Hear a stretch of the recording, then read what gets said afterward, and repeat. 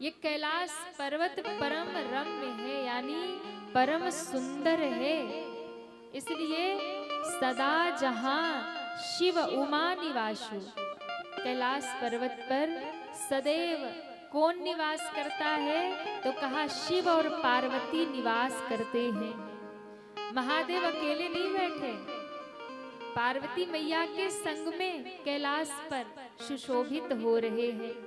और आज तो कैलाश पर्वत की शोभा और बढ़ गई, अद्वितीय शोभा हो गई, क्योंकि अब तक तो कैलाश पर केवल महादेव रहते थे, पर आज महादेव के साथ में गौरी मैया विराजमान हो गई, गौरी शंकर भगवान विराजमान हो गए हैं। बोलिए गौरी शंकर भगवान की जय हो। तो आज कैलाश की शोभा अति सुंदर हो गई। गण लोग आरती उतार रहे हैं, नंदी गुणगान कर रहे हैं, देवता पुष्प बरसा रहे हैं, किन्नर गान कर रहे हैं, नृत्य कर रहे हैं, गंधर्व गान कर रहे हैं, नारद वीणा बजा रहे हैं और कैलाश परम रम्य हो गया। माँ के आगमन से, जगदम्बा के आगमन से, भगवती के आगमन से आज कैलाश आनंदमय हो गया। ध्यान दीजिएगा, जिस घर में माताएं नहीं होती है ना, वो घर उजड़ा हो जाता है। जिस घर में मैया लोग ना रहे ना, वो घर की हालत जाके कभी देखना, महाराज पूरा घर बिखरा होगा। कभी कभी होता है ना कि माताएं अगर एक हफ्ते के लिए मायके चली जाएं और भाइयों को अकेले रहना पड़े, अकेले घर का सब काम करना पड़े, तो एक हफ्ता बीतते बीतते घर की हालत देखने लायक होती, कहिए ना, होती है देखने लायक? नहीं होती ना। कपड़े कहीं बिखरे होंगे, सामान कहीं फेंका होगा, और रसोई की हालत तो पूछो नहीं। आज सब चौका बेलन सब फेंका मिलेगा महाराज, सब अस्त व्यस्त घर हो जाता है। तो घर की शोभा गृहिणी से है, घर की शोभा माताओं से है, घर की शोभा मातृशक्ति से है। जिस घर में माताएं नहीं होती ना, केवल पुरुष ही रहते हैं, कभी उस घर की हालत देखना बहुत खतरनाक होगी। लेकिन माताएं जब घर में रहती है तो घर की शोभा होती है, क्योंकि वो घर को व्यवस्थित रखती है, सुव्यवस्थित रखती है, सुसज्जित रखती है।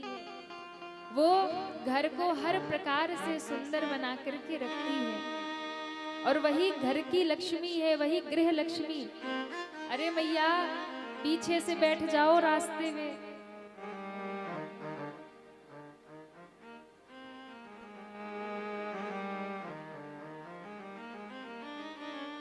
आएंगे भले ही पीछे, पर बैठना आगे ही है। अब चाहे किसी के ऊपर चढ़ के भी जाना पड़े। सभी जितने भी कार्यकर्ता बंधु हैं, समिति के भक्त, आप सबसे निवेदन, अब इधर से किसी को मत घुसने दो, पीछे से जो भी आए उन्हें पीछे से स्थान देते जाएं। मैया लोग आकर के हल्ला करेंगी आगे, ना खुद कथा सुने ना दूसरों को सुनने दे।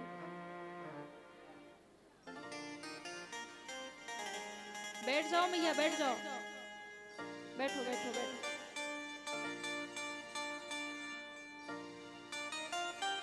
सब माता जी इधर देखो, बात मत करिए, आप लोग कथा सुनिए। कथा कहे कि नहीं कहे, सुनाए? आप लोग खुदे सुना रहे तो हम का सुनाए। सब शांति बनाइए। बोलिए शंकर भगवान की, पार्वती मैया की जय हो। कहाँ थे हम लोग?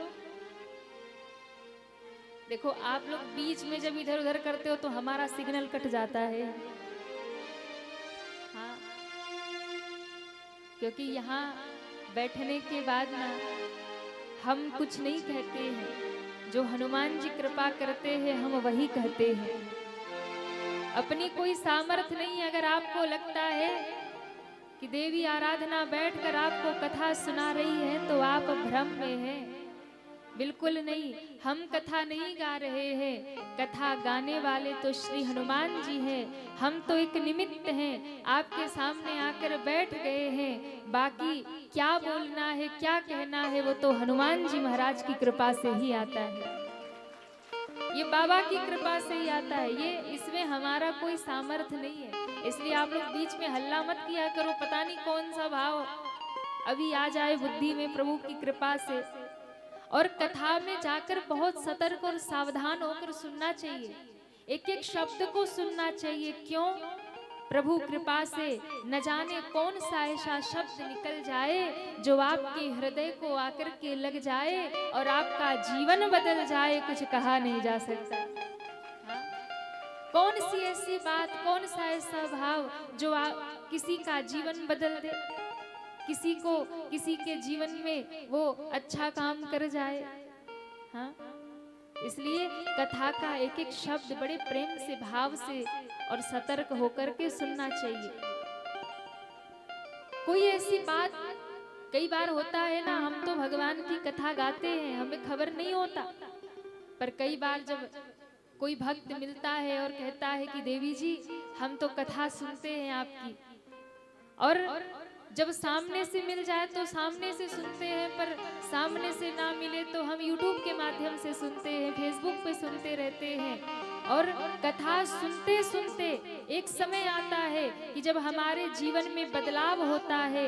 हम भगवान को नहीं मानते थे, हम धर्म नहीं समझते थे, लेकिन कथा सुनते सुनते हमारे जीवन में भक्ति आ गई, जीवन बदल गया।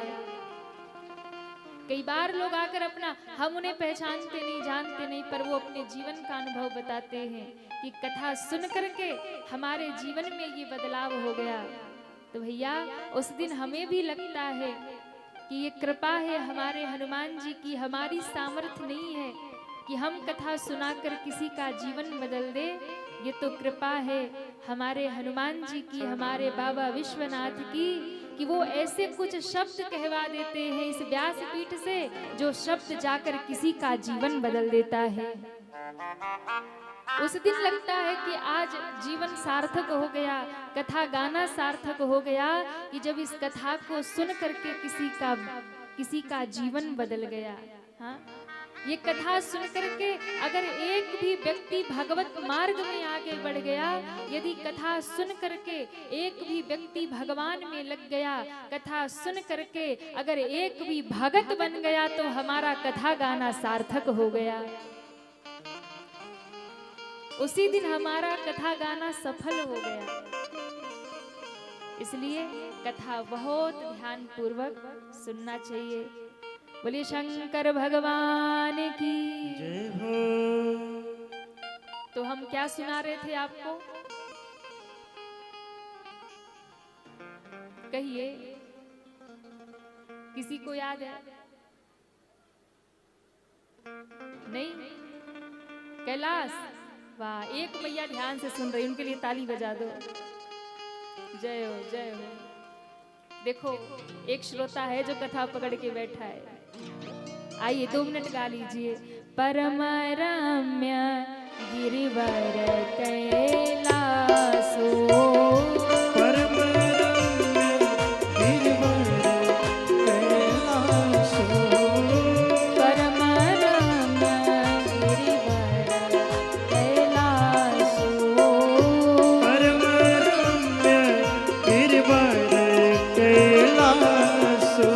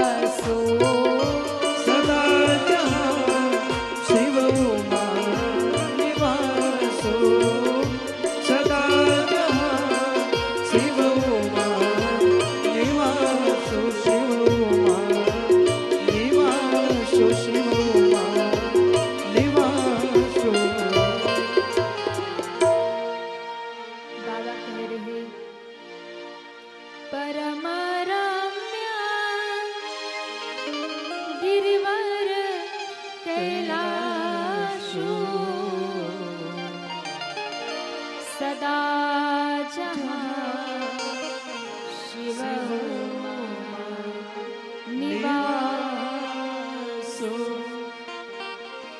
कैलाश पर्वत परम रम्य है, जहाँ शिव पार्वती निवास करते हैं।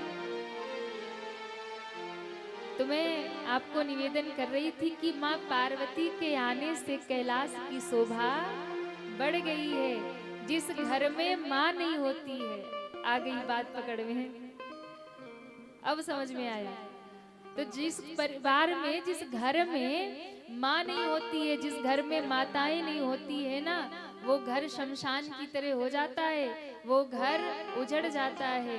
इसलिए घर में माताओं का सम्मान किया करिए, आदर किया करिए।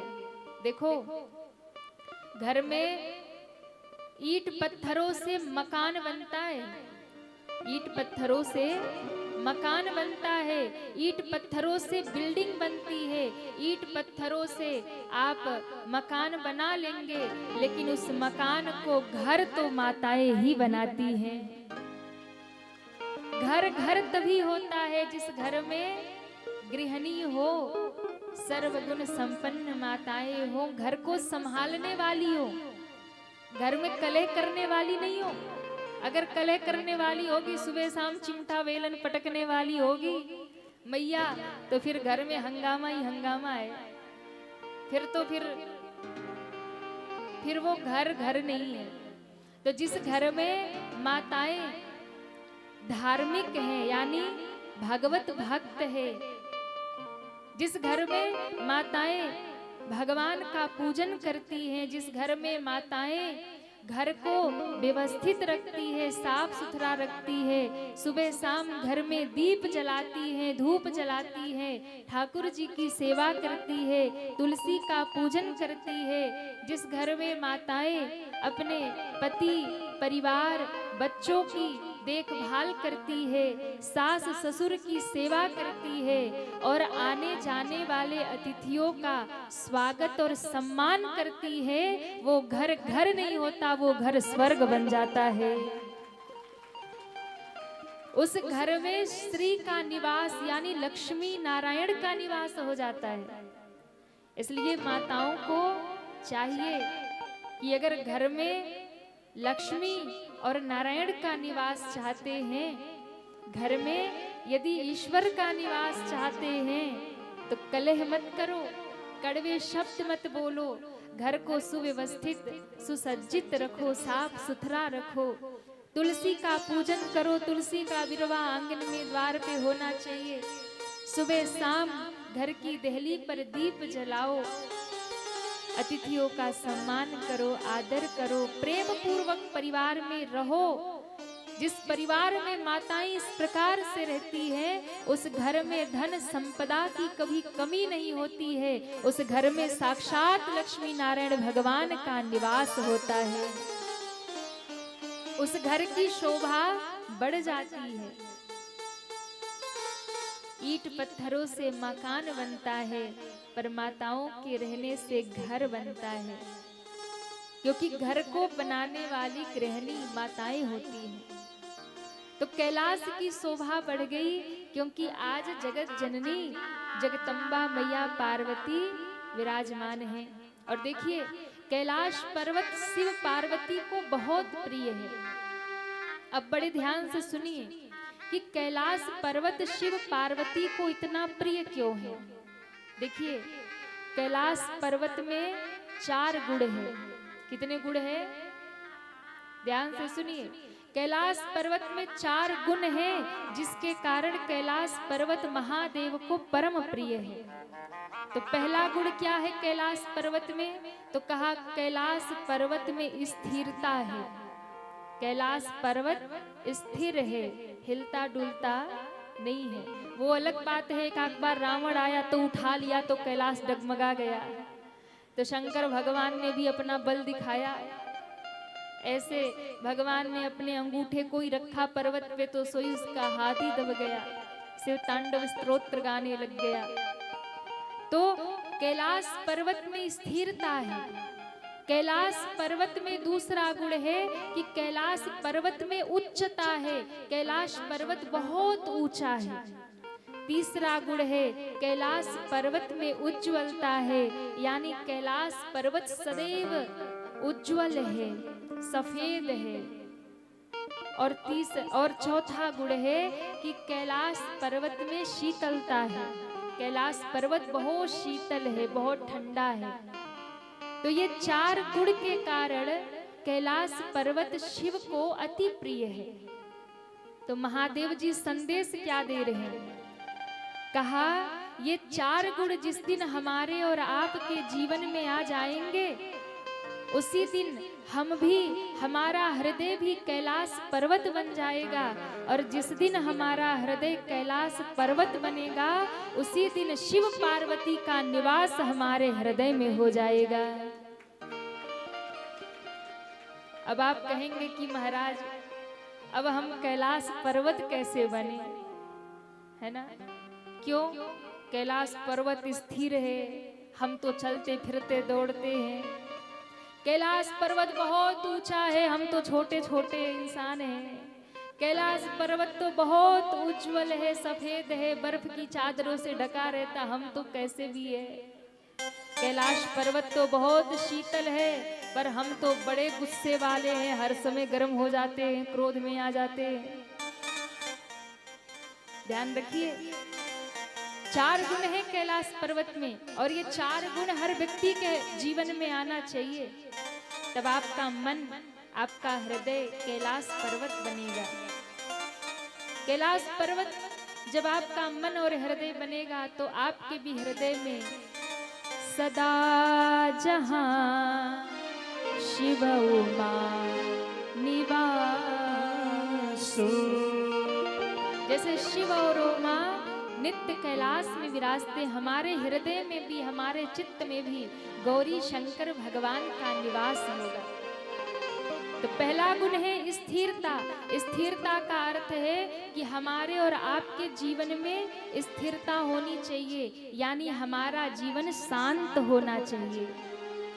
जीवन में शांति होनी चाहिए, और जीवन शांत तभी होगा, मन शांत तभी होगा जब जीवन में सत्संग होगा, गुरु का आशीर्वाद होगा, गुरु की वाणी को जीवन में धारण करोगे। कैलाश में पहला गुण है स्थिरता, यानी मन में आपके शांति होनी चाहिए, आपका मन स्थिर होना चाहिए, शांत होना चाहिए। दूसरा गुण कैलाश में है उच्चता। जीवन में विचारों की ऊंचाई होनी चाहिए, जीवन में ऊंचे विचार रखिए। ऐसा नहीं कि ऊंच निवास नीच करतूती, देखी न सकई पराई विभूति। दूसरे का सुख देख करके जल जाओ, दूसरे की संपत्ति देख करके जल भुन जाओ, ऐसा जीवन नहीं होना चाहिए। सदैव उच्च विचार रखिए, जीवन में ऊंचे विचार रखिए, ऊंची सोच रखिए। यही कैलाश की उच्चता है। तीसरा गुण है उज्ज्वलता। कैलाश पर्वत बहुत उज्जवल है, सफेद है, यानी हमारे और आपके जीवन की उज्जवलता क्या है? हमारे जीवन में सात्विकता होनी चाहिए, हमारा जीवन सात्विक होना चाहिए। यही जीवन की उज्जवलता है। मन से, बुद्धि से, कर्म से सात्विक बनिए। सात्विक जीवन हो, सात्विक भोजन हो। सात्विक भोजन का अर्थ समझते हैं ना? जिस भोजन में किसी जीव की हत्या ना हो, जिस भोजन में किसी जीव के प्राण ना जाए, ये जीवन सात्विक है। सात्विक विचार हो, यानी आपकी बुद्धि में मलिनता ना हो, आपकी बुद्धि में दूसरों के प्रति द्वेष, अहंकार, दूसरों को पीड़ा देने की बात ना हो। ये विचारों की सात्विकता है। आपका चरित्र अच्छा हो, ये जीवन की सात्विकता है। आपकी बुद्धि में गलत विचार ना हो, ये विचारों की सात्विकता है। तो मन वचन कर्म से आपके जीवन में सात्विकता हो, आपका जीवन सात्विक हो, यही कैलाश की उज्जवलता है। और चौथा गुण है शीतलता, यानी आपका जीवन शीतल हो, शांत हो। शीतल का अर्थ है बात बात में कड़वे शब्द मत बोलो, बात बात में उल्टा सीधा मत बोलो, बात बात में क्रोध मत करो, ऐसी वाणी बोलिए मन का आपा खो, औरन को शीतल करे आप भी शीतल हो।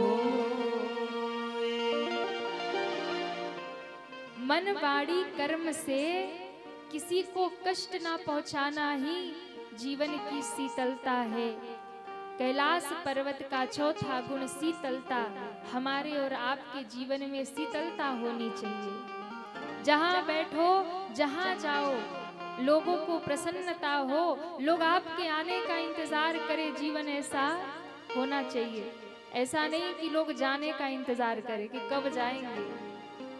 तो शीतलता जीवन में जिसके आ जाए, ये कैलाश का चौथा गुण है, शीतल हो जाना। स्थिरता यानी मन शांत हो, उच्चता यानी जीवन में ऊंचे विचार हो, अच्छे विचार हो, उज्ज्वलता यानी जीवन में सात्विकता हो, शीतलता यानी मन वाणी कर्म से आपकी शीतलता हो, आप शांत हो, शीतल हो।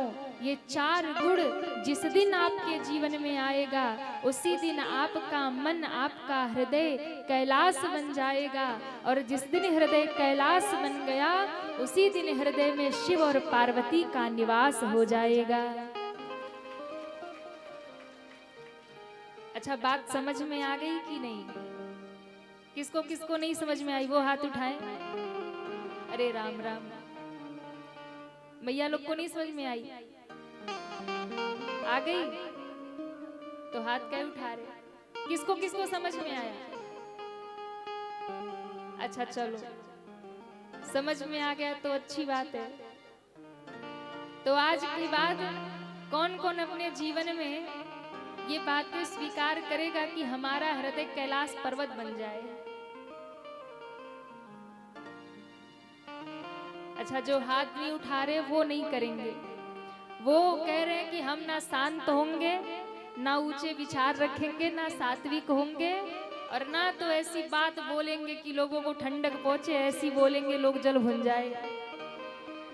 हाँ? देखो, वाणी का प्रयोग, वाणी सरस्वती है ना, इनका प्रयोग सोच समझ के करना चाहिए। शब्द दो चीज कभी वापस नहीं होती, ध्यान रखिएगा। दो चीज कभी वापस नहीं होती। एक धनुष से निकला हुआ बाण वापस नहीं होता, और दूसरी वाणी निकल गई तो वापस नहीं होती। ये चोट करेंगे। इसलिए बाण और वाणी का प्रयोग सोच समझ करके करना चाहिए। ये वाणी भी बाण बन जाती है कभी कभी, इसलिए बहुत सोच समझ करके जीवन में इसका प्रयोग करना चाहिए। क्योंकि एक बार यदि वाणी निकल गई तो फिर वो लौटकर वापस आती नहीं है। और एक बार वाणी से शब्द निकल गए तो वो सामने वाले को आहत करेंगे। और वो जो वाणी से आप दूसरों को कष्ट देते हैं, पीड़ा देते हैं, वो पीड़ा, वो कष्ट वाणी से जो दिए जाते वो जल्दी समाप्त नहीं होते। भर जाते हैं वो घाव जो लग जाते हैं गोली से, पर नहीं भरते कभी वो घाव जो लग जाते किसी की बोली से।